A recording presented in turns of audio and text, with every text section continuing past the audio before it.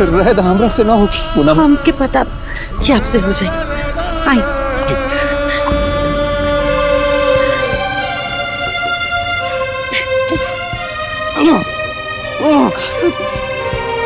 कोशिश करी ना ना ना होगी बंटी, ना होगी। कोशिश करी भैया।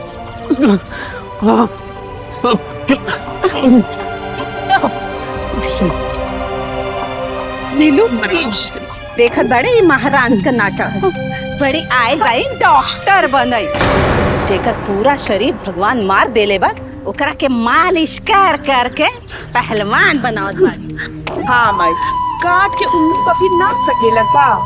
अब तो भैया जिंदगी भर बैठल बैठल खाए वाला बोरा बन गइल बाड़े। ई भाभी साहब सोचता रही कि बोरे लगिए। हमरा से ना होगी। देखा सब तमाशा बनाओ तरन। हमरा के कमरा में ले चला। वैसे अपाहिज वाला जिंदगी ना चाहिए चाहता नहीं। प्लीज पुनम। कहा था नहीं सब ठीक हो जाए। अब भगवान पर भरोसा रखी। ये लोग के बात का सुना था। ये लोग के तो काम ही बा कि उनके कटल उंगली होके तो ऊपर नमक छिड़के। आप इतने की बात मत सुनिए। आप कोशिश करें। हमके यकीन बाकी आपसे हो जाए। हमरा खातिर अब कोशिश करो। आई कुछ हमके यकीन बाकी आपसे हो जाए। ए पूनम ए बहुरानी ज्यादा सती सावित्री मत बना। अब वैसे भी लंगड़ा घोड़ा पर दाव ना लगाए के चाहिए। भगवान जरा पर लात मारलन नो कहीं के ना रहल। हम तो कहता नहीं कि जितना जल्दी समझ जेबू नो उतने जल्दी भलाई हुई।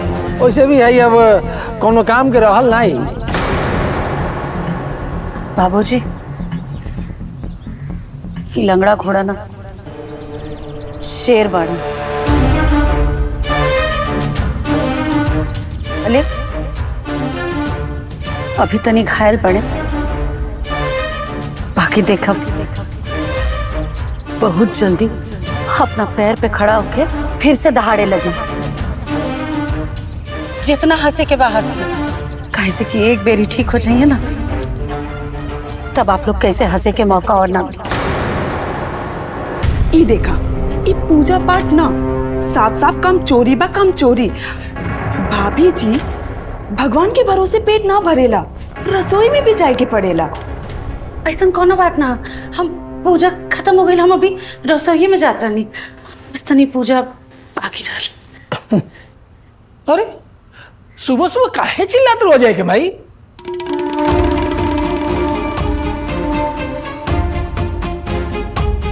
वैसे बहू अजय के माई ठीके कहा तारी। देखा धर्म कर्म अपना जगह लेकिन बाकी लोग के कम से कम समय पर नाश्ता पानी तो मिले के चाहिए। जी बहू गृहस्थी नियम से चलेला ऐसे काम चोरी से ना। बाबूजी रवा लोग का सवेरे सवेरे भाभी के पीछे पड़ गईला। हाँ भाभी सवेरे से उठे ले झाड़ू पोछा करे ले दूध जाकर मंदिर में बैठ गए तो कौन ऐसा अनर्थ आ गई। चुप एकदम चुप कर। बड़न के बीच में तोरा के बोले के कोनो जरूरत नहीं खे।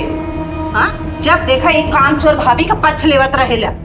भाभी खड़े होके खाली तमाशा देखबू कि जाके चूल्हा चौका भी संभलबू कि सब जब भूखे मर जाइए तब तहार पूजा पाठ खत्म हुई ना। अभी जाता नहीं।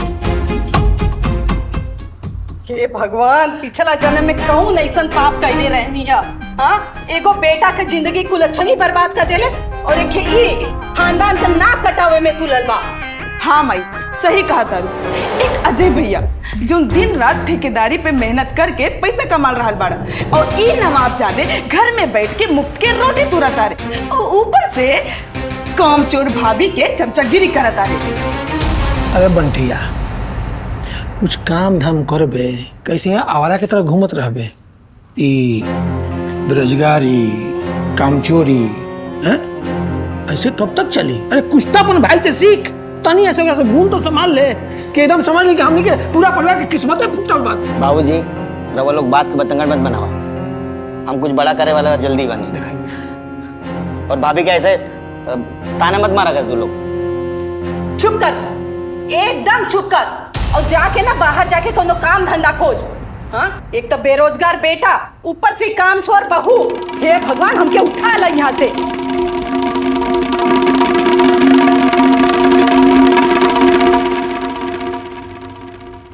रे बंटिया, हैं? बेरोजगारी आवरागिरी ये एकदम पाल ले बड़े हैं। अरे अपन बड़ भाई से सीख, कितना मेहनत करत रहे, कितना खटत रहे, कुछ तो अंश ले। आज में अपाहिज हो गइल बा हैं कि जिंदगी वैसा ही रहबे। हमनी के किस्मत में फुटल बा तोनी के देख के। बाबूजी इतना छोट बात को बतंगड़ मत बनावा, हम जल्दी कुछ बड़ा करे वाले बने। बड़ा करे वाला बने, कर के दिखाओ। कैठे में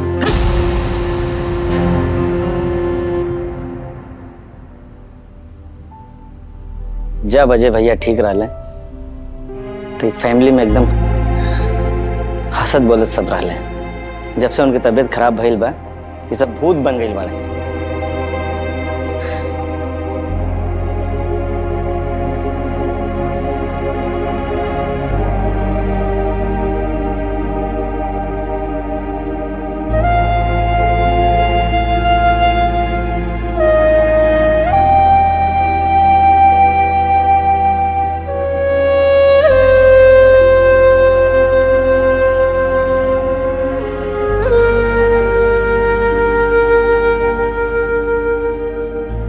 अभी कब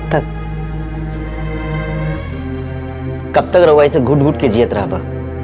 अरे हम कितना दिन से देखा तानी कि घर के लोग राउर के बात बात पे ताना मारेले, जुलुम करेले, मगर रहुआ कुछ ना बोले, चुपचाप सहेली। का कसूर बा भाभी?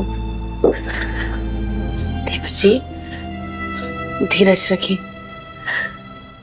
जब कौनो परिस्थिति हमनी के हाथ में ना हो खेले ना, तो बस भगवान पे भरोसा रख के धीरज रखे के चाहिए। हमनी के घर पे ये जो दुख के बदरा छाइल बा, हमके पूरा भरोसा बा वो बहुत जल्दी छट जाए और सब केहू के दिल बदल जाए। रहुआ बहुत सीधी बानी। ये दुनिया में जितना सीधा लोग रहेला ना, उतना ही दर्द मिलेला उनके, मगर दर्द के सिवा कुछ ना मिलेला। अच्छा ठीक बा, ये सब बात छोड़ी। आपके भूख लागल हुई ना, हमके पता बा लागल है। चली बाहर जाके सबके बुलाई, हम फटाफट नाश्ता बना के ले आए। ठीक है।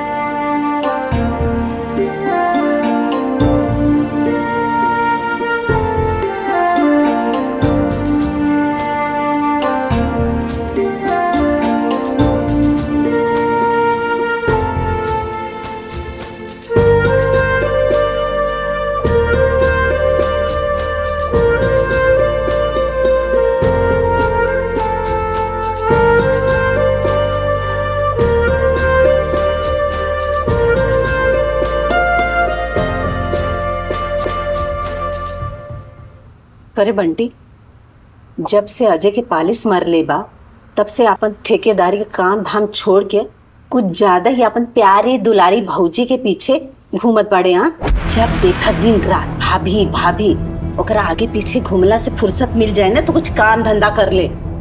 अरे माई, एकरा के कहे डांटत बाड़ो? ई तो निकम्मा भाई परम पूज्य भाभी जी के सेवा में लगल बाड़ा, और आजकल तो अजय भैया से ज्यादा बंटी भैया भाभी के पल्लू पकड़ के घूमत आ रहे। जैसन जय के औकात वैसे ही नो के संगत। नीलू ठीक है कहती, सही में अजय के किस्मत खराब बा। अरे ओकर अकल में तब गुस्सा बनल बा, तबे न के लक्ष्मी मेहरारू के पीछे पीछे घूमेला। छोड़ा ये सब लोग, खाना खा। ये देखा, दाल है कि पोखरा का गंदा पानी, न हमें कोनो स्वाद बा न कोनो सुगंध बा। हाँ, ऐसे अपने जैसे मनहूसियत जैसे खाना बना के हमेशा रख देवेली, ओकर तो मती मारल गए।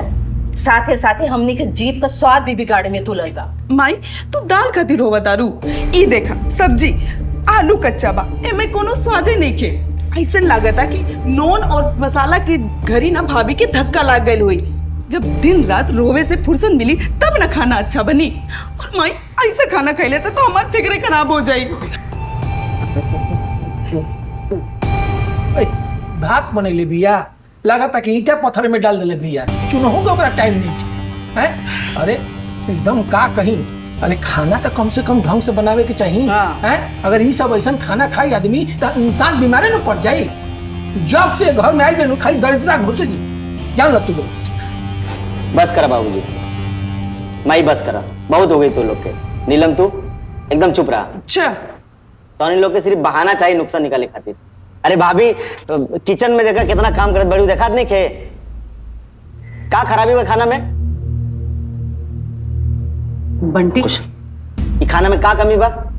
ये तो लोग के ताना मारे के बहाना चाहिए। भाई चुप कर, तोरा के ज्यादा बोलेगी बा का?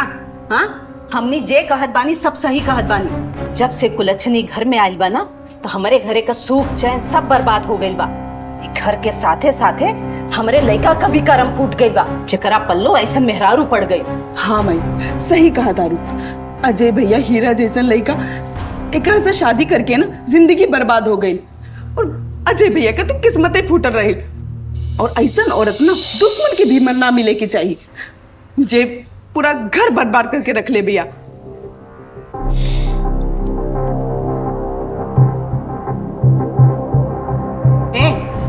ये खाना लेके कहाँ जात बड़े? तो राहुल लोग की इतना बात सुन के ना हमार पेट भर गई। हम जाके अकेले में खाना खा ले। देखा देखा देखा देखा देखा, इहो मौगा गई बा। इहो तो अजैया का हालत बा, इहो वही रास्ता पर चल ले बा, समझ लो।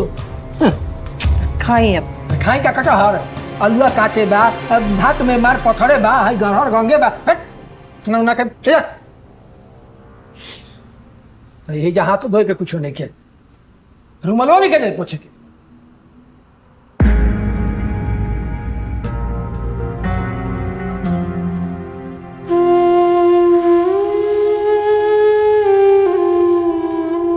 जी आइए, खाना बना के लिए आइल बनी, फटाफट खा ली। ठीक है। अरे देखिए, ऐसे हिम्मत ना हारल जाला। अरे आपके पसंद के गोभी आलू के तरकारी और गर्मा गर्म रोटी बनौले बानी, पूरा खाए के पड़ी, कोनो नाटक ना चली आज। रह दफो ना, अब कब लेता रहा भरोसे जिंदा रहा। आधा शरीर तो हमार खराब हो गई बा, भगवान हमार जान काहे ना ले ले। जो ना प्रेम के खातिर तू अपना माई बाबूजी भाई से लड़के हमारा पास आई मानो, सब चकनाचूर हो गई। हम हाँ कर रहे बानी, सब शगुन बात ना बोलल जाला जी। डॉक्टर कहले बाड़े ना, बस तनी सा मेहनत करब तो सब ठीक हो जाए। हाँ देखिए, कल हमनी के नया फिजियोथेरेपिस्ट के पास जाए के बना, कोनो नया मशीन लेके आए बड़े, और से एक्सरसाइज करब ठीक हो जाए। आप अपना गोड़ पर खड़ा हो जाए, हमके पूरा यकीन बा। ऐसे हिम्मत मत हारिए आप। बंद करा बोला, बंद करा अपन झूठा दिलासा। हमरा के ना जाए के बा कोनो डॉक्टर के पास, ना जाए के भावना के, ना जाए के बा। हमरा पे काहे गुस्सा निकाले तनी जी? हम तो बस हम काहे ना दिखाई गुस्सा। बंद करा अपन ही, हमारा पूरा शरीर खराब हो गई बा। हम तारा के कुछ ना दे सकेली, न प्रेम न सहारा। चल जाए जैसे काहे बनल मानो हमरा गले के पास। चल जाए जैसे, हम कतई चल जा, अपना मोई के चल जा, चल जा, चल जा जैसे, चल जा, चल जा।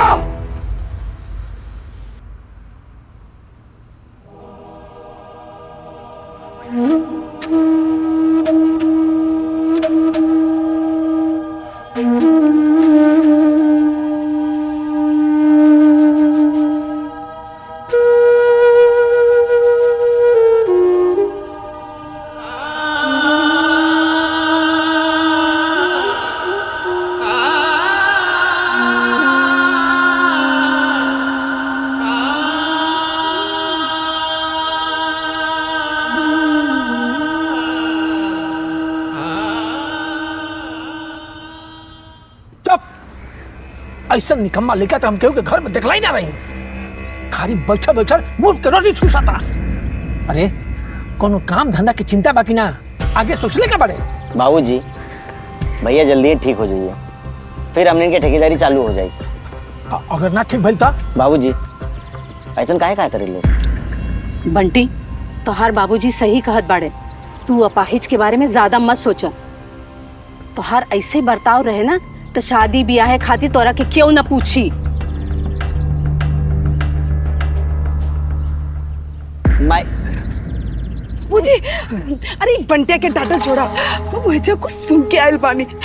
आज तो अनर्थ हो गई, हमने खाते महाकल्याण हो गई। अरे इतनी पातर छीतर बात काहे छिटकावट बाड़े, सही सही बताओ कि का देख के आयल बाड़े। अरे माई आज तो अजय भैया कमाल कर देले बाड़े, भाभी के मुंह पे एकदम धुकार देले बाड़े। बेचारी खाना खियावे जात रही, थरिया फेंक के मार देले। पूरा खाना छितरा गई और कह देले कि हम तोरा संगे कोनो हॉस्पिटल या डॉक्टर के पास ना जाई। और सीधे साफ साफ मुंह पे कह देले ई घर छोड़ के तू अपने नैहर काहे लेके चल जा।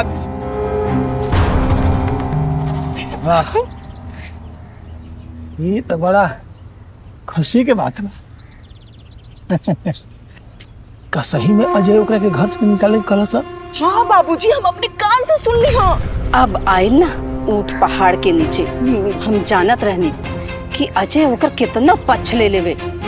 बाकी जब से वो अपाहिज भइल बा ना, ओकर दिमाग में ठिकाने आ गइल बा। अब हम देखब इतना बेइज्जती के बाद वो कनमुही ई घर में कैसे टिकल रहे और कब तक।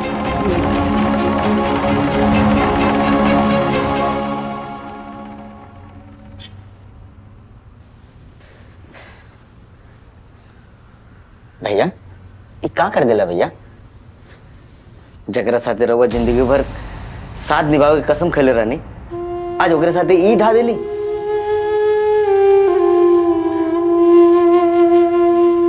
अरे जकरा साथे 7 जन्म साथ निभावे के कसम खेले रहे, ओकरा साथे ये अत्याचार। अरे देवी जैसन हमार भाभी जो रहुआ खातिर अपन माई बाबूजी परिवार छोड़ के आइल भैया, का ये दिन देखे खातिर रहुआ भाभी के प्रेम करे रहनी? बंटी अपना काम से काम रख,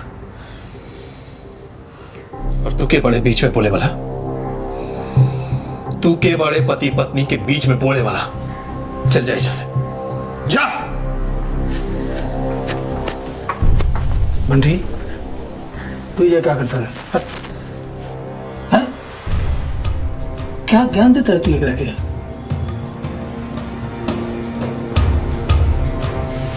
अजय बेटा नीलू जी कहा तरीका उस सच बा? क्या तू सही में वो कलंकनी के घर से निकाले के बोल दिले बड़ा?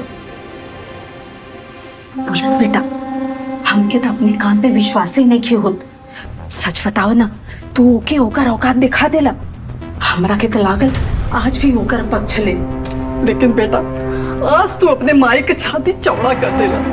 हाँ भैया साफ साफ बता दी, कल से ही करम जली हमरा आँख के सामने दिखाई न देवे के चाहिए। उनका तू सच में ओकरा के नैहर भेजे के मन बना ले बाड़ा ना? हाँ हाँ ये सच बा। नीलू जोन कहा था नहीं, एक एक अक्षर सच बा। हम कह दिले बनी पूनम से कि हमने के रिश्ता खत्म हो गइल बा। तो भैया नेक काम में देरी कौन बात के? जोन कल करे के चाहे वो आज हो जाए। भैया तू भाभी के नैहर फोन करके उनके भाई से कह दा कि वो आके अपने बहन के ले जाए। हाँ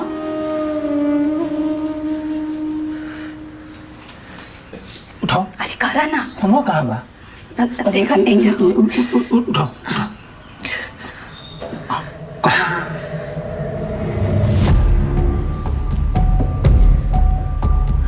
हेलो साहिल, साली साहब, अजय बोला था नहीं। आप कल गाड़ी से आई और अपना बहन पूनम के घर से लेके जाई। हमारा और पूनम के रिश्ता खत्म हो गइल बा। हम जोन कहता नहीं साफ साफ सुनी बस। मिल गई छुटकारा। बेटा तू हमने का मन नहीं एकदम गदगद कर देला। अब जाके घर पवित्र हो जाए। देखा ना बाबूजी, हम कहत रही ना कि भैया ओकरा के एक दिन घर से लात मार के भगा दे हैं। अब आई मजा। तो बेटा आज हमारा बेटा हो के फौज निभा देला।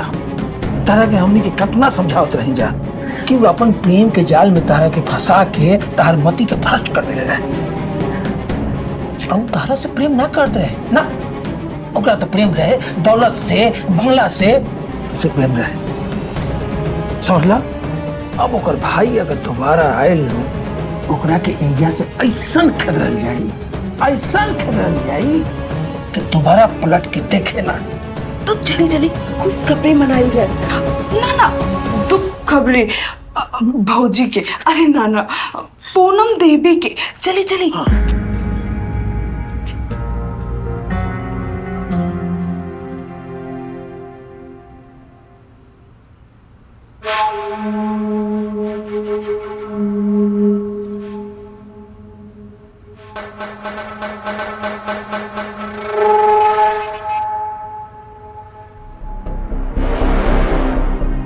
सुन रे थोड़ देर का बहुरिया,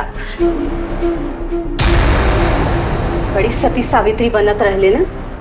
बहुत हो गए तो हर सेवा का नाटक, अब तो ढोंग का पर्दा फाश हो गए। हाँ भाभी, अब ये रोवे धोवे के नाटक ना ई घर में ना चली। काहे कि अभी अभी भैया अपने हाथ से तोहर पत्ता काट देले बाड़े। और हाँ, कान खोल के सुन ला, कल तोहर भाई आ रहा बा तोरा के विदा करावे खातिर।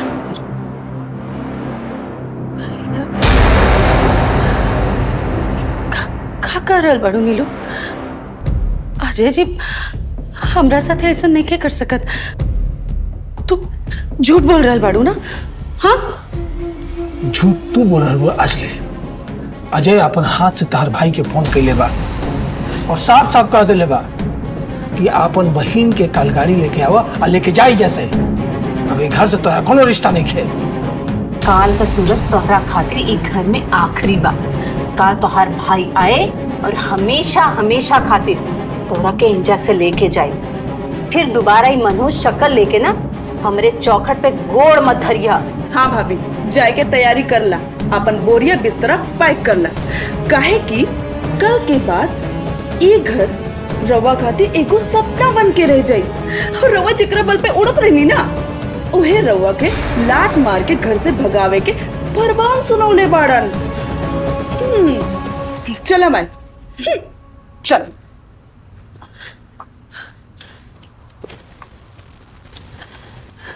बंटी तू कम हो देखता रे हैं? जेकर पति ओकरा से रिश्ता नहीं रखले, ओकरा से तोरा रिश्ता रखे कोनो जरूरत नहीं है। चल चल चल ये चल चल।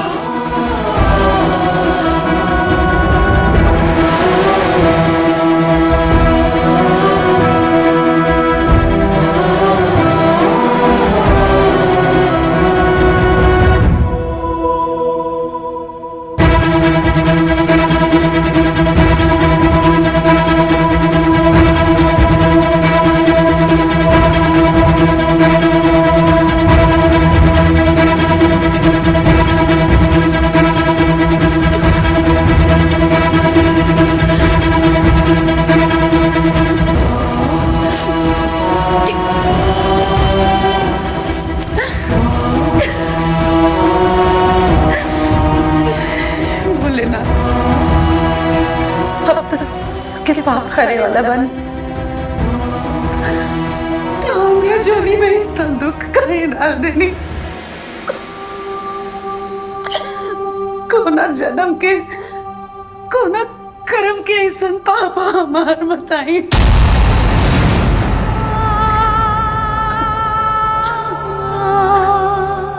हमार का कसूर है?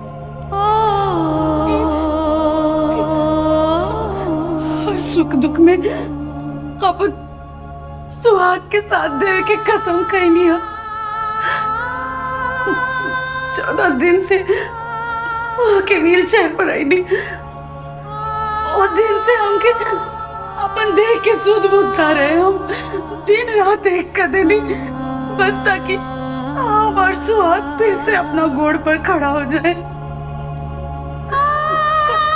ये हमार कसूर है।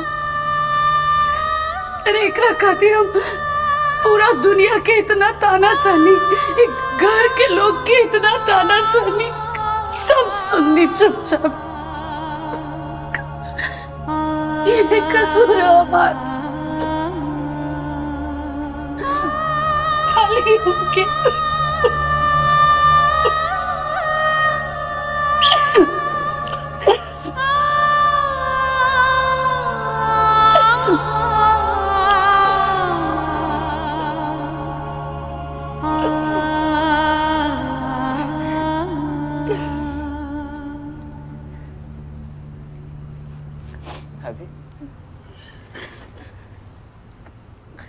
पत्र जाने सुनिए रोवा ना, भोले बाबा पे भरोसा रखे। वो अपने भक्तन के परीक्षा लेवे ले मगर को नुकसान ना पहुंचा दिए। सब ठीक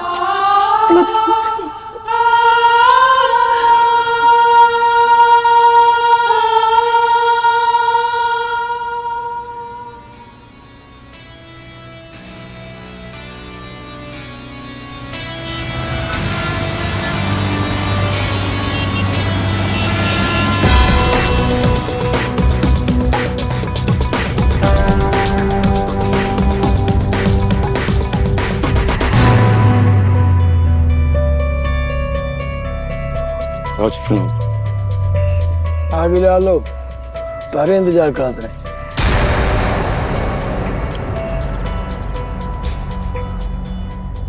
निकले आलो, जंतु आ गई। देख लेला अपने बहनी का करतूत। ई घर के नरक बना के रख दे ले बा। जब से एकर मनहूस कदम ई घर में पड़ल बा ना, ई घर बर्बाद हो गइल बा। हमार बेटा अपाहिज हो गइल, काम धंधा सब चौपट हो गइल। और वो अपने आप के ना सदी सावित्री समझत रही, लेकिन भीतर ही भीतर ये पूरा घर के ना बर्बाद कर देले बाड़ी। और हमार अपाहिज भाई ओकर सेवा के नाटक से तंग आ गए रहे, यही से ही कड़ा कदम उठौले बाड़न। भैया इतने के बारे में बताएं। अब तो हम क्या जानता नहीं ना, ऐसा कोनो बात ना। वो हमसे थोड़ा नाराज पड़े, बाकी हम उनके समझाते भैया। नौटंकी बंद करा कौन? इतना अच्छा लड़का देख ले रहनी तोरे खाते, लेकिन क्यों के बात सुन लू तू? तोरे ऊपर तो प्यार का भूत सवार रहा। यही घर में शादी करे करा तोहरा के, और हमनी के इज्जत पूरे समाज में नीलाम कर डालू तू। वही दिन से पूनम, वही दिन से तोहार और हमनी का रिश्ता खत्म हो गई बा। देख ले ला लोग, ये लड़की से हमनी के खुद परेशान बनी जा। पूनम, तो अपने जिंदगी का फैसला खुद कैले बानू। यह वजह से जोन भी हालत बा ना, ओकर जिम्मेदार तू खुद बाड़ू। तोहरा का लागे तोहरा के विदा खराबे यही हम आइल बानी ना। हम खाली ही देख आइल बानी कि जोन लड़की अपने परिवार के, खानदान के इज्जत पूरे समाज में उछाल देले बा, ओकर सजा मिलत बा कि ना। कहता नहीं भैया, हम आपके छोड़ पाई नहीं। बस भैया नहीं, और अब हमार कोनो रिश्ता नहीं है। अब तुम मरा जिया, हमरा से कोनो मतलब नहीं है। ये तो हार सजा बा, होगा तू खुद भुगता। भैया भैया हमारी बात सुनी भैया। अभी हम क्यों नैहर के लोग की जरूरत है, हम बहुत परेशान बानी भैया। पूनम, ये फैसला बाबूजी के भी बा। अब हमनी से तोहार कोनो रिश्ता नहीं है। भैया ऐसे मत बोली भैया। भैया कम से कम आप बाबूजी के समझाई भैया। क्या करत नहीं? दरवाजा खोली, दरवाजा खोली। हम अंदर कैसे आई?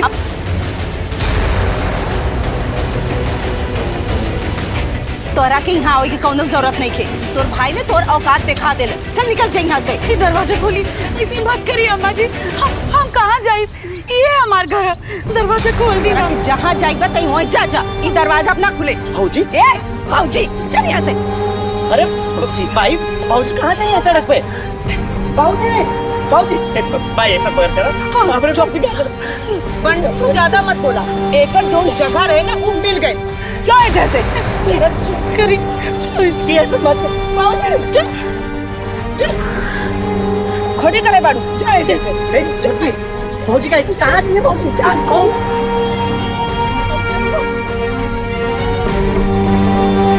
अंदर चलिए।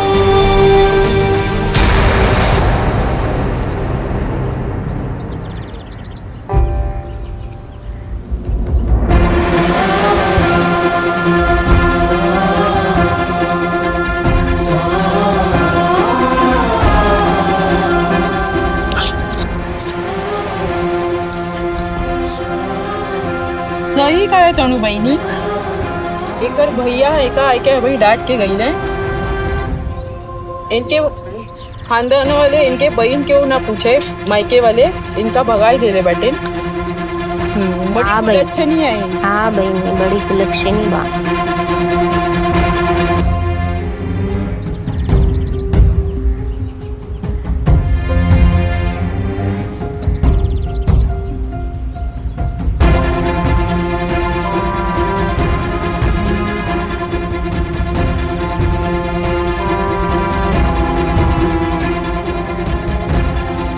हाँ सही कही हूँ बहनी।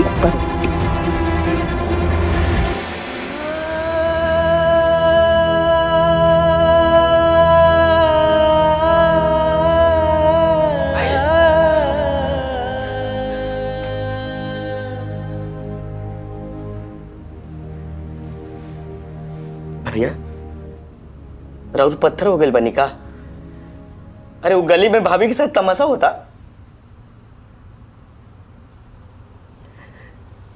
हंसत हैं लोग, माई बाबूजी बहन इधर सब कसाई हो गई बने।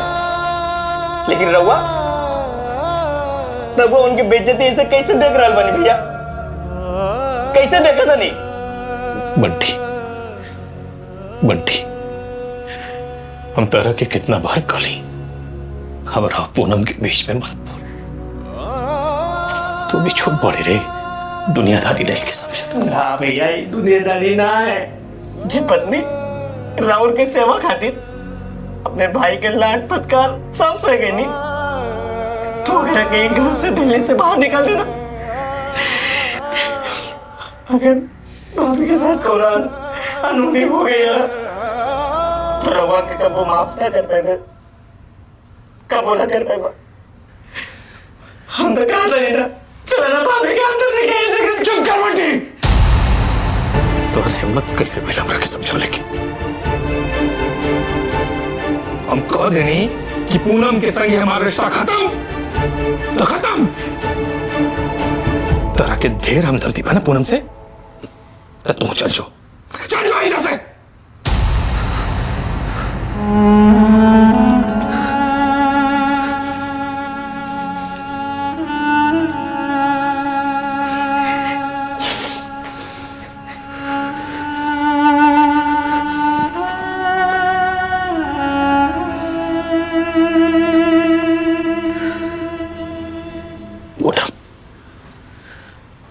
हमरा के माफ कर था पूनम।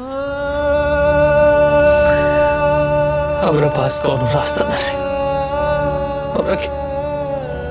हमरा के माफ कर।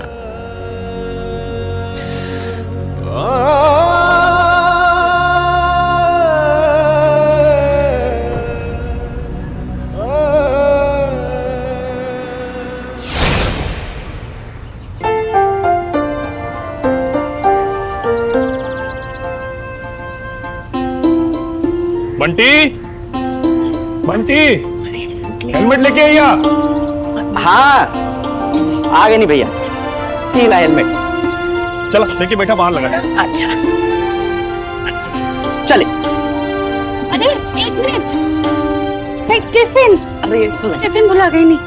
कहाँ कैसन धुन चढ़ल बा कि खाए पिए के भी ख्याल नहीं के। अच्छा सुना दोपहर में कोनो होटल में बैठ के मत खाइया।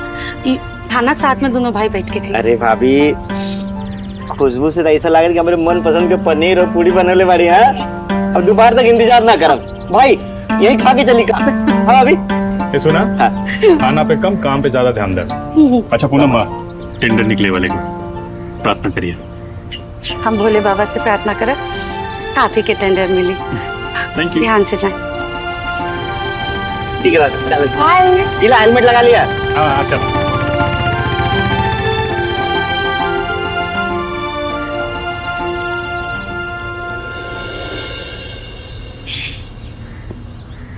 ए जी, हमने के बड़ा किस्मत वाले जा, ऐसन लक्ष्मी जैसन बहू हमने के घरे आई, दिन रात खट खट के हमरा घरे के संभाल ले। अरे हमरे बेटा का तो तकदीर संवार दिलस। अरे माई, खाली भैया की किस्मत ना, पता बा भाभी भैया से रोज खाली हमरा खातिर नया नया साड़ी और गहना लावे के। ऐसन भाभी तो किस्मत वाले के मिले नहीं। सचमुच भाभी ई घर में ना मान बढ़ा देले।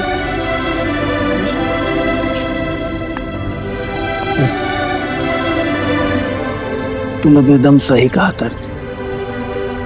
जब से पूनम ई घर में आयल बिया न, अजय के ठेकेदारी में दिन दुगनी रात चौगनी बढ़त होता। हमार बहू साक्षात अनपूर्णा ही।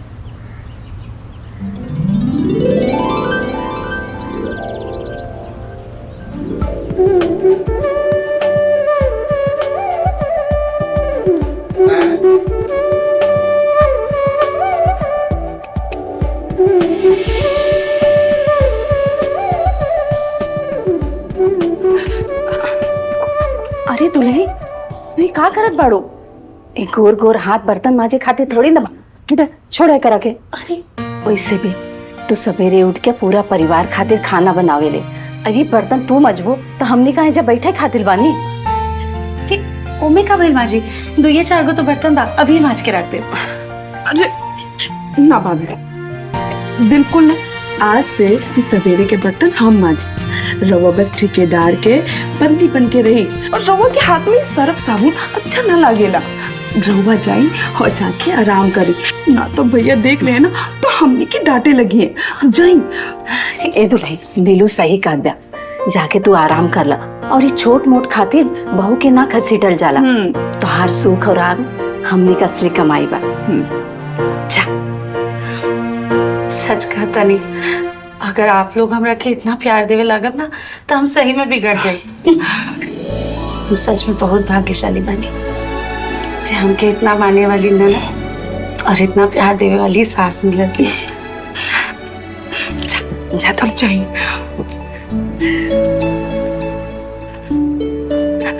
नीलू, जल्दी से ते बर्तन मांज। हाँ हाँ अभी।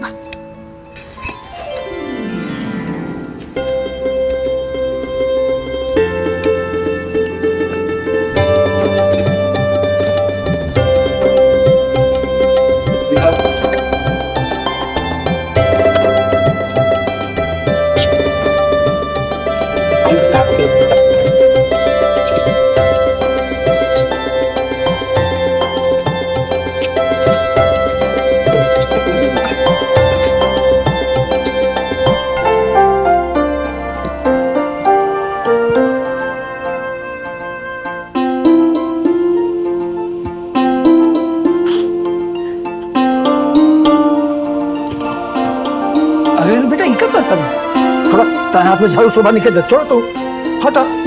अरे का भइल बाबूजी, हम बस 5 मिनट में पूरा हाथा साफ कर देता नहीं। घर के बहू होखला के नाते इतना तो हमारा फर्ज बन। ना बेटा ना, सुना, तुम घर के बहू ना बेटी भी बारू। एक सवेरे से उठल बारू, 1 मिनट बैठल नहीं तू, कभी किचन में तो कभी टिफिन में तो कभी कपड़ा धोता रू है। अरे बेटा, सब सफाई तू ही कर लेबू तो हमनी के का बुढ़ा गई बन जा। तू जाके आराम करा, हम सब संभाल लेम। एगो बात बताएं, हमके अपना ससुराल में इतना मान सम्मान, इतना स्नेह मिला था ना कि जब से हम ये घर में आयल बानी एक बेर भी हमके अपना नैहर के याद ना आए।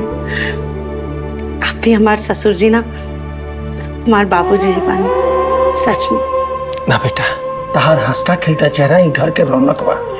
ए साफ सफाई छोड़ा, तू जा चाय पी के आराम करा, हम सब कर ले। छोड़ बाबूजी, अब कम से कम इतने हमके साफ कर दी ना। ना अगर आप झाड़ू लगाई तो हमके नरक मिली। अब आप इतने हमके साफ कर दी, ओकरा बाद हम सच में बैठ के चाय पियो। सच कहता नहीं। बैठी आराम से बैठी, खाली इतने से बात। ओहो,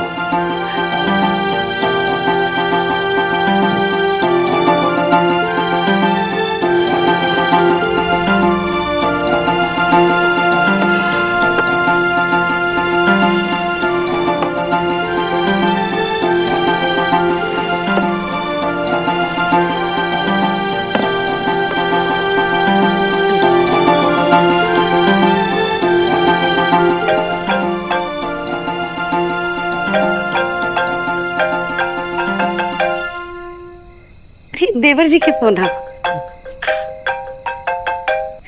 हाँ देवर जी। हेलो भाभी। हेलो भाभी, अजय भैया के तबीयत बहुत खराब हो गई बा। का हो गई? अरे पैरालिसिस मार देले बा।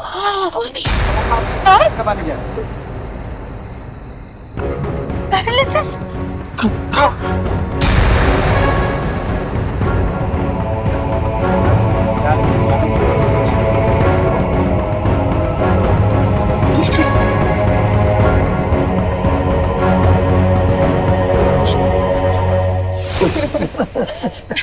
खाई ना। हाँ भाई, ले लो, ले मुंह में ठाक। हाँ भाई, आज जाके हमने के घर तक पवित्र हो गई बा। कुलच्छनी ओकर भाई ओकरा के इतना दूध कर लेस, इतना दूध कर लेस, यू जिंदगी भर याद रखे। भाई दो मिठाई खाई। हाँ माई, सही कहा तारू। अब आई असली मजा। जाना तारू माई, ई घर और भैया के रुपया पैसा पे हमने के हक होके, और यही से चलते ना हम अपने निकम्मा पति के पास नहीं के जाल चाहता नहीं। तो माई जाना तारू, वो करम जली गलमू ही पता नहीं कहाँ कुआं ताल में जाके अपन जान दे हो की। अरे ध्यान तरू, हम तो पहले ही कहत रहे कि राम कुबेर के चौकट से जो टकराई वो चूर चूर हो जाए। ई पकड़ हमने के लागल सब निकल।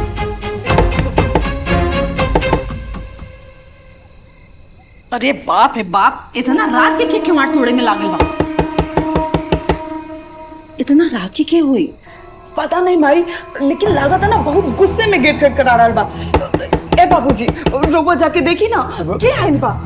बंटिया जाके देखता कौन सा खटखटा लाके दरवाजा उखाड़ के फेंक दी। न जाए बाबूजी, जगह घर उजाड़ के रहो लोग पार्टी करता नहीं ना, वही के भूत आइल हुई। ओकरे शकल में कौन आइले? आई देखा था चप्पल मार के हुक दे। चल चुप हो के आओ जल्दी जा। क्या कैसा मुंह पुगावल बा? भाभी चल चल अंदर चले गए, अंदर चले। हट ये सब तो हिम्मत कैसे बोले मैं दवाया पावे की। बस बाबूजी, बहुत आप लोग की शराफत हम देख लेंगे। आप लोग के निकाले से हम अपना ही घर से निकले वाला नहीं थी। ये घर हमारा, हमरा पति के है, और यहाँ वापस आए खातिर हमके केहू के इजाजत मांगे के जरूरत नहीं के। करे कुलच्छनी, ते फिर आ गए? तोर भाई तोरा के छोड़ के चल गए, पति तोरा के दुत्कार देले, फिर कौन मुंह लेके आ गल बाड़े? इहे मुंह लेके आ गई नहीं, अपन हक लेवे आइल बानी। हमार भाई हमके छोड़ के चल गई ना, तो हमरे और हमरे भाई के बीच के बात है, हमने बैठ के बात कर लेवल जाए। और जहां तक बात हमरे पति के है ना, वो हमरा से नफरत नहीं के करत, वो तो बस अपना बेबसी और लाचारी के कारण हमके खुद से दूर करे के कोशिश करता है। लेकिन ना, जबले हमार सास चलता तबले हम यहाँ अपना घर में रह के अपन पति के सेवा करब, हमके केहू ना रोक पाई। चुपचाप एहजा से चल जा, और ज्यादा बोलबू ना तो हम पुलिस के फोन करके बुला दे। हाँ बुलाओ, बुलाओ पुलिस के, अरे जल्दी बुलाओ। हमू देखा नहीं ना कौन पुलिस एगो ब्याहता पत्नी के अपन अपाहिज पति के सेवा करे से रोकतिया। ना बुलाओ तरु, हम बुला देता नहीं और बुला के बता देता नहीं कि अब सब लोग मिलके कैसे एगो लाचार आदमी के इतना परेशान करता नहीं क्यों आत्महत्या करेला मजबूर हो जाओ। ऐसे कहता नहीं, हमके ई कुल करे पे मजबूर मत करी लो, हमारा रास्ता मत रोकी, हटी।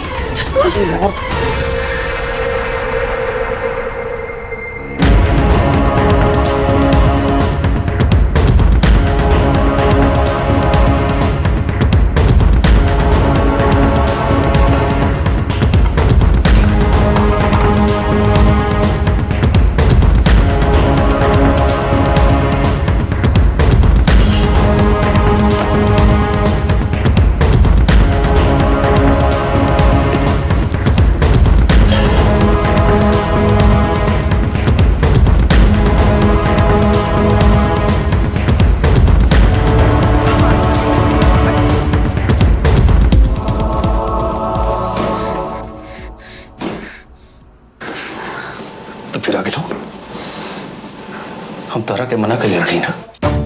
हम तारा के घर से निकाल दे रहे मीरा। अरे लाश शराब खून के पी गए लोगों का। निकल जाए से। चिल्लाई मत, याद नहीं है? डॉक्टर आपके चिल्लाए से मना कैले बा। खाना लेके आइल बनी, चुपचाप से खाना खा ली। हमके पता बा आपके अभी लेके वो खाना न दे ले।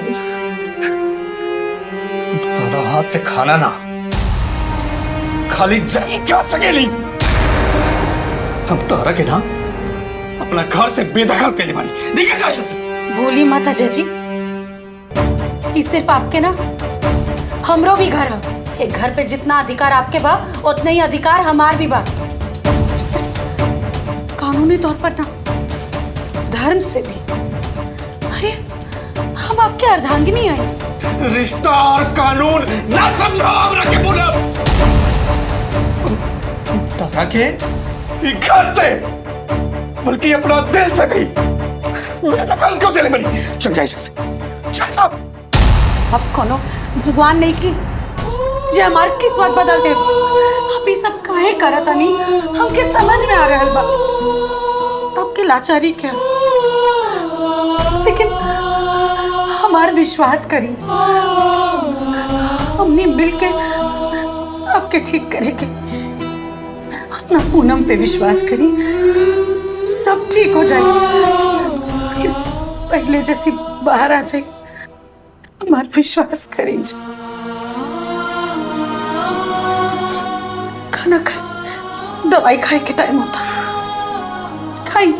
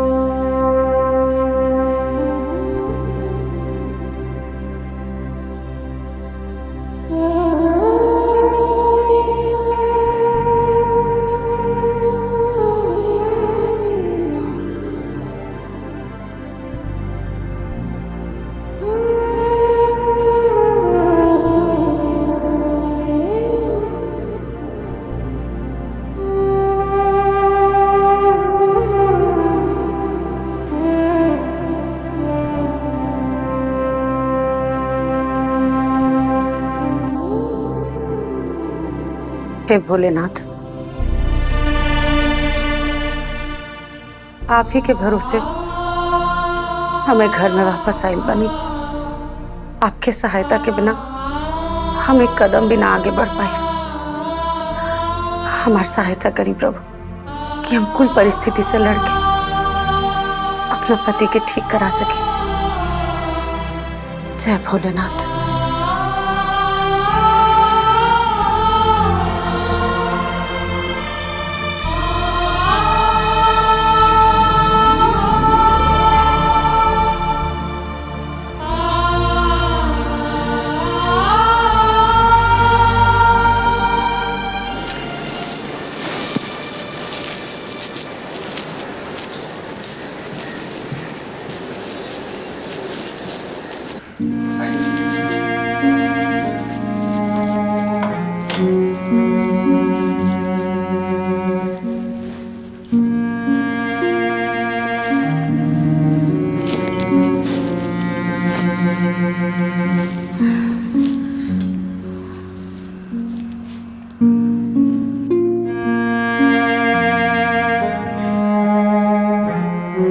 प्रसाद, का तमाशा पूनम। हम तारा से कहले रानी ना कि हमरा से दूर रह। हमरा के तहरे ही पूजा पाठ भगवान और प्रसाद की कोनो जरूरत नहीं के। कोनो तमाशा ना, हमार महादेव जी पर बड़ी विश्वास है। हाय प्रसाद खाई तो महादेव जी रुष्ट हो जाएंगे।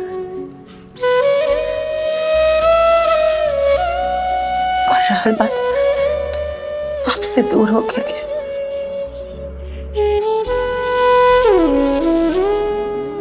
आपके साया बानी, और साया कब शरीर के छोड़ के जाला। साया कभी अंधेरे में ना होला पूनम। और तू कितना जिद्दी हो गई बड़ू, कल रात के बाद भूल गई लू। अरे तू काहे हम जैसा अपाहिज के साथ रह के अपन जिंदगी बर्बाद करता। क्योंकि बार बार यहाँ से भगावे के कोशिश काहे करता नहीं, क्योंकि बहुत अच्छा से समझ में आता नफरत तो आप हमसे करिए नहीं के सकत। आपके यह डर बना कि आपके परिवार शायद हमके कोनो नुकसान पहुंचाई, मत डराई, हम संभाल ले। तेरे जाना तारू तो काहे ही नरक में कूद तारू तू। जौन माई हमरा के जन्म दिलस वो बदल गेलस। जौन बाबूजी अपन हाथ के सहारा दे के चले सिखौलस वो बदल गेलस। और जौन बहन ये हाथ में राखी बंधे रहे ना वो बदल गेलस। हे पूनम हम अपाइज हो गई बनी, हमार जिंदगी बहुत दिन के ना। तू चल जा यहाँ से। अरे सब ठीक हो जाए, भरोसा रखी ना जी। और अगर हम पर भरोसा नहीं के तो कम से कम महादेव जी पर तो भरोसा रखी। हमके पूरा यकीन बा भले आज आप व्हील चेयर पर बानी, पर बहुत जल्द सब कुछ ठीक हो जाए। अब वापस अपना पेट पर खड़ा होकर और सब केहू के मन फिर से बदल जाए। बस आप हार मत मानिए। एगो पति पत्नी साथ मिलके कोनो परिस्थिति से लड़े लेना तो जीत निश्चित हो जाए। हार मत मानिए।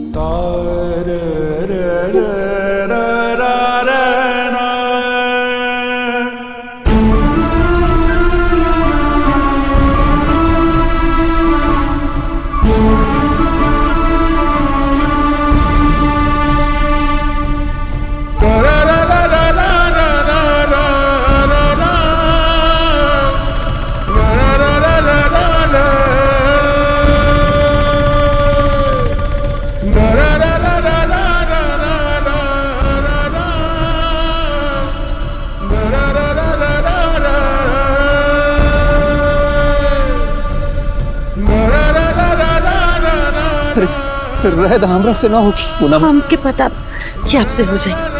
आई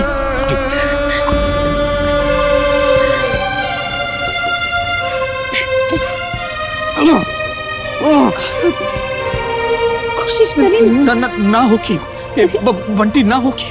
कोशिश करी भैया।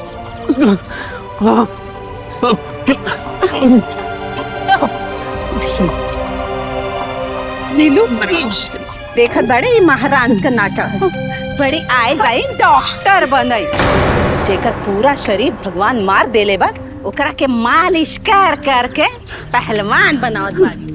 हाँ माई, काट के उम्र कभी ना सकेला का। अब तो भैया जिंदगी भर बैठल बैठल खाए वाला बोरा बन गइल बाड़े। ई भाभी साहब सोचता रही कि दोरे लगिए। हमरा से ना होगी, देखा सब तमाशा बनाओ तरन। हमरा के कमरा में ले चला। वैसे अपाहिज वाला जिंदगी ना चाहिए चाहता नहीं। प्लीज बनाओ। कहा तो नहीं सब ठीक हो जाए। अब भगवान पर भरोसा रखी। ये लोग के बात का सुना था, ये लोग के तो काम बा क्योंकि कटल उंगली होके तो ऊपर नमक छिड़के। आप इतने की बात मत सुनिए, आप कोशिश करिए। हमके यकीन बाकी आपसे हो जाए। हमरा खातिर अब कोशिश करो। आई कुछ हमके यकीन बाकी आपसे हो जाए। ए पूनम, ए बहुरानी, ज्यादा सती सावित्री मत बना। अब वैसे भी लंगड़ा घोड़ा पर दाव ना लगाए चाहिए। भगवान जरा पर लात मारलन नो कहीं के ना रहल। हम तो कहता नहीं कि जितना जल्दी समझ जेबू नु उतने जल्दी भलाई हुई। वैसे भी है अब कोनो काम के रहल नहीं। बाबूजी ही लंगड़ा घोड़ा ना शेर बाड़ा। अले अभी तनी घायल पड़े, बाकी देखा बहुत जल्दी अपना पैर पे खड़ा होके फिर से दहाड़े लगे। जितना हंसे के बाद हंस कहे से कि एक बेरी ठीक हो जाइए ना, तब आप लोग कैसे हंसे के मौका और ना मिले। एक बार और कोशिश करिए, बस एक जगह। अरे ना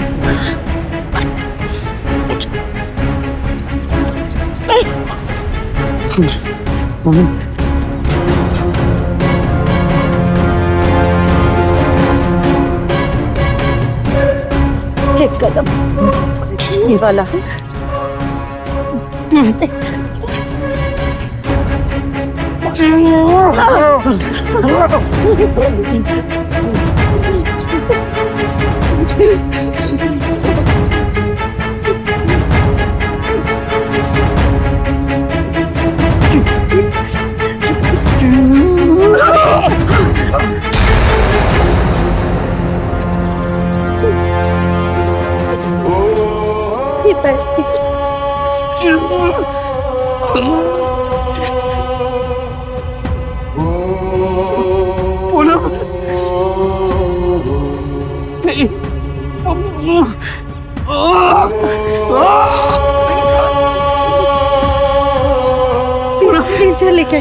चले कहीं देवर जी।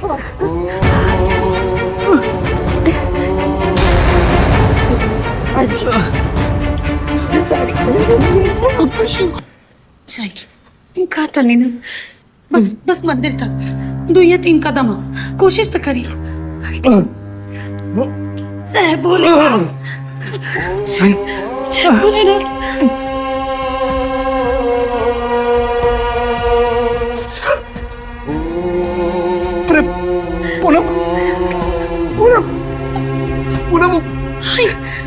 एक 2 कदम आगे बढ़ी।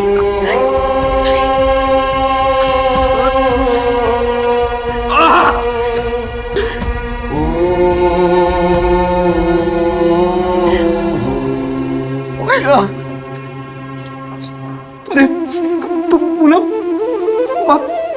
और हाथ पैर सब ठीक हो गए पूनम। अब चले लग रही पूनम, हाथ पैर ठीक हो गए। काला रानी ना कि आप ठीक हो जाए, माता जी के बहुत कृपा। सब तोरा वजह से चमत्कार हो गई भैया।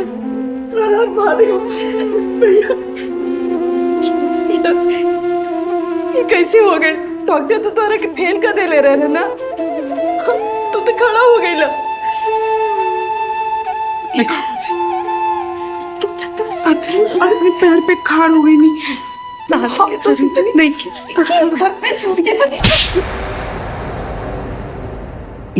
और तोड़ा के वही दिन मिल जाते थे जे दिन तू पहला बार ससुराल से आए रही, तो आज ही नौबत ही ना। नोबेल बाबूजी बेटा तू तो चले लग रहा, ठीक हो गई बेटा, ठीक हो गई।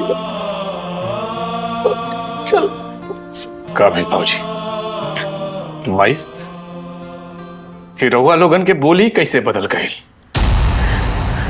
का खात रहनी आप? चीनी के बोरा, काठ के उल्लू, बाबूजी का खात रहनी? लंगड़ा घोड़ा। अरे हम वो है अजय आई, जगन के लाचारी और बेबसी देख के रवा लोग लात मार दे रानिया। वो है जी, शांत हो जाए, एक कोई बात भूल जाए। देखिए भगवान की कृपा से अब ठीक हो गई बानी। बस भगवान के शुक्र करी, एक मत सोची। साक्षात रानी, पैसा चाहिए ना? रुपया, धन दौलत, बंगला, गाड़ी सब ले ले भाऊजी।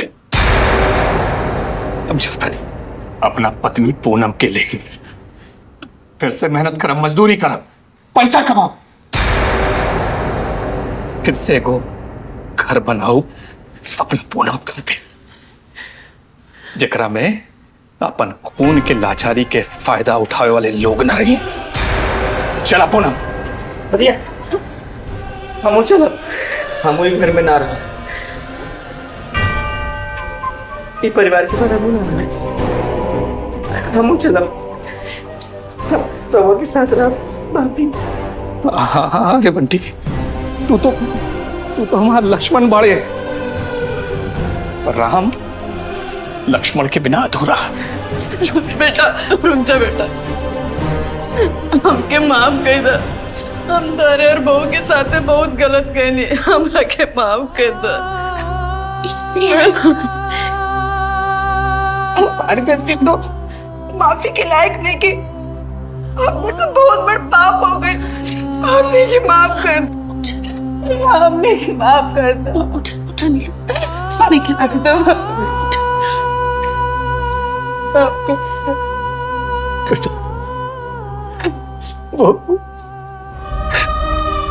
हमने के माफ कर दे बेटा, हम अहंकार में पागल हो गए। जब बेटा तो ही घर में ना रही, अरे धन दौलत लेके हम क्या करो हमें धन दौलत लेके। बेटा तनिए से दुख यही बात कर रहे कि तू लोग अपन मर्जी से शादी कर लेना, अब हमें मन में कुछ ना रहे बेटा। आज मैं तने एगो बाप माफी मांगा था, माफ कर दे बेटा। रउआ लोग माफी के लायक नहीं के बाबूजी। अरे जौन परिवार लाचारी में अपन खून के साथ छोड़ देवेला, वो परिवार कैसे? चला पूनम। बेटा रुक जा, तेरे साथे जौन कुछ भइल ना, ओकर दोष हम बहू के दे देनी, तू लोग चल जाइबा ना, तो हम अपने आप के कबो माफ न कर पाओ। बहू आपके माफ कर दो, रुक जा। हे भाभी, बोलो कि घर छोड़ के ना जाए, माफ कर दे भैया, हमें माफ कर दे। बहू आ जाए के बोला ना, रुक अब क्या करूँ बोला ना बहू, बोले ना भैया देखिए ना बाबूजी, माई, बहन सचमुच के बहुत पछता रहे बारे। राहुल का दिल तो बहुत बड़ा बना, एक बार हमारा खातिर इन लोग के माफ कर दे, माफ कर दे हमें, माफ कर दे। कैसे पूनम, इतना साला के बाद? हाँ, हम कहता नहीं कैसे कि सबके माफ कर देले बनी। पूनम, अगर तू माफ कर दे तो सब माफ कर दे। बेटा तो हमने के माफ कर देना ना, कि माफ कर देने, माफ कर देने।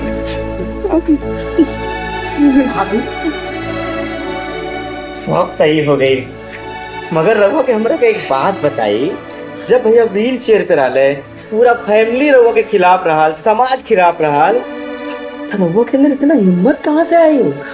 कैसे ही चमत्कार भाई?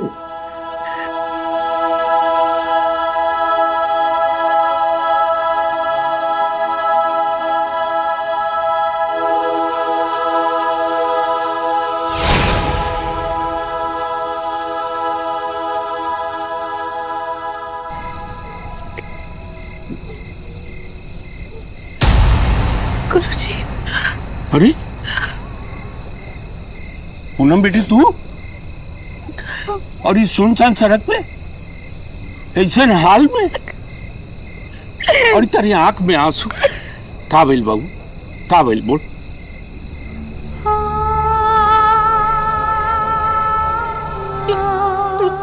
हमरा लगे जाए खातिर कोनो जगह न रहल, हमके बस ही कुल के पास आ गई नहीं। लेकिन भाई का हमार पूरा जिंदगी बर्बाद हो गई। हम बहुत लाचार हो गए बानी। हमार सुहाग व्हील चेयर पर आ गए बड़े। हमार ससुराल वाला लोग ऐसा समय पर एकदम सही हो गए बड़े। लोग हमके घर से निकाल देले। हम अपना नैहर में मदद मांगे के कोशिश कई नहीं, भाभी क्यों हमारे साथ देवेला तैयार नहीं के। समझे में नहीं क्या होता, हम क्या करी। हमार मन करे था कि हम मर जाए। चुप, एकदम चुप। तू कोनो आम लड़की नहीं को, तू हमार शिष्य बारू, जेके हम जिए के आन बान शान अपनी रक्षा के पढ़ाई शिक्षा दिले हैं। और ई बतावा, जेकर नाम पूनम होके वो अमस्या के अनरिया से डेरा जाई का ना ना? हम आखिर कर भी का सकता नहीं गुरुजी। हमें को अकेले और बेबस नारी है और पूरा परिवार एकदम हमरा पीछे लागल बा। हम अकेले ओकनी से कैसे जीता? ये तो तोहार भूल बा। औरत कमजोर ना होले, शास्त्र में लिखल बा औरत शक्ति स्वरूप है। अरे वो जब तक शांत बिया तो लक्ष्मी बा, अन्नपूर्णा बा, लेकिन जब बात सुहाग पर, सम्मान पर आ जाला ना, तो उहे औरत दुर्गा और काली के रूप लेवेले। सती सावित्री के नाम सुनले बारू ना? वो अपने सतीत्व और सिंदूर के ताकत पर यमराज से अपने पति के प्राण खींच के ले आए। और तुहार पति कोनो अपाहिज नहीं खे। ओकरे मतलबी घर वाला लोग अंदर ही अंदर खोखला कर रहा बा। ओके तहार कमजोर आंसू के ना, तहरे फौलादी हिम्मत के जरूरत बा। ई जमाना और मतलबी परिवार के बता कि जब एगो औरत अपने सुहाग खातिर जीत पे आवेले तो काल के भी पीछे हटे के पड़ेला। जल्लू चल। आप हमारा हाथ खोलते नहीं गुरुजी। हम हार नहीं खी सकते। ठीक कहा तनिया। भले हमारे पति लाचार बड़े, लेकिन उनकर ब्याहता पत्नी उनकर सेवा करे खातिर अभी जिंदा बाड़ी। अब हम रोब ना, अब हम लड़ब। हम वापस अपना घरे जाए और तबले अपना पति के सेवा करब जबले वो ठीक ना हो जाता है। आशीर्वाद दें गुरुजी। विजयी भवा। महादेव इनका रक्षा करिए।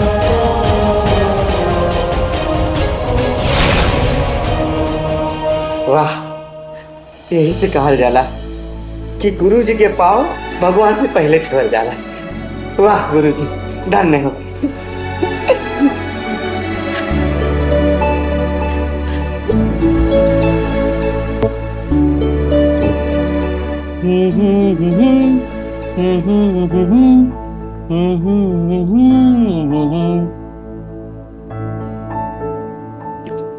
Good morning. Good morning wife जी। नाश्ता तरह के देख लेनी, हमारा पेट भर गई। हमरा के देख के मन भर सकेला, बाकी पेट ना। पेट खातिर तो नाश्ता करे के पड़ी।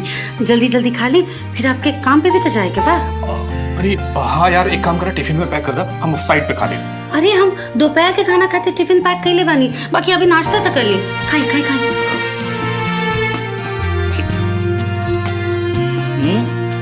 अरे ना, अभी हम भोले बाबा के पूजा ना कैले हैं। पूजा कैला के बाद ही अन्न खाई। आप खाई ना। अच्छा, तू भोले बाबा के बहुत बड़ा भक्त बाड़ू। वही तो हम के आपसे मिलवले पड़े। अच्छा ठीक बा भाई, जय भोलेनाथ। बैठ के खाएं। ना हो गए, पकड़ा खा ले ना भाई।